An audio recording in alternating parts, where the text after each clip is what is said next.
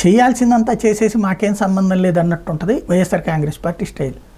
ఆ మధ్యన ఏదైతే జగన్మోహన్ రెడ్డిని మాదచ్చేద్దంటూ ఇతను ఎవరు పట్టాభి తెలుగుదేశం అధికార ప్రతినిధి తిట్టడం, అంటే అమ్మని తిట్టినట్టు అని చెప్పేసి ఆ రోజున వైఎస్ఆర్ కాంగ్రెస్ పార్టీకి సంబంధించిన కొంతమంది వెళ్ళి ఎన్టీఆర్ ట్రస్ట్ భవన్ మీద దాడి చేయడం, దాని వెనకాల దేవినేని అవినాష్ ఉన్నారని మరి కొంతమంది ఉన్నారని అప్పట్లో ప్రచారం జరిగింది.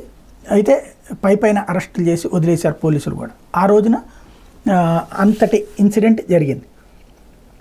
ఆ తర్వాత కథ చూసుకుంటే అంటే అప్పుడు జగన్మోహన్ రెడ్డి ఏం మాట్లాడారు, అది ఇప్పుడు ఎందుకు ప్రస్తావించాల్సి వచ్చింది హెడ్డింగ్కి ఇది పెట్టి అంటే, అప్పుడు జగన్మోహన్ రెడ్డి ఏం మాట్లాడారు, కొంతమందికి బీపీలు వస్తాయి ఇట్లాగ వ్యక్తిగతంగా వెళ్తే అని, అంటే అలా కవర్ చేసుకుంటారనమాట. ఇప్పుడు అట్లాగే చిరంజీవి మీదన విరుచుకుపడింది పోసాని కృష్ణమురళి, అట్లాగే ఈవెన్ సజ్జల రామకృష్ణారెడ్డి అయితే కొంచెం బాధ్యతగానే చెప్పారు, ఏది చిరంజీవి వచ్చినా ఎవరు వచ్చినా సరే సింహం సింగల్గానే వెళ్తుందని.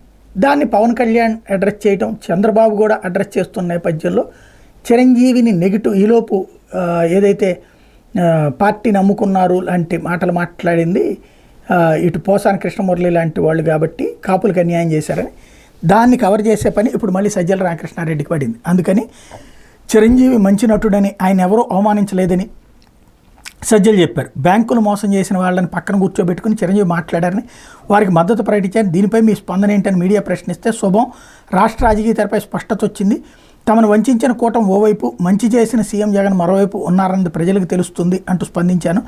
అంతే తప్ప చిరంజీవిని అవమానించలేదు, ఆయన మళ్ళీ రాజకీయాల్లోకి రావాలనుకుంటే రావచ్చు అంటూ సజ్జల దాని మీద టర్న్ తీసుకున్నారన్నమాట.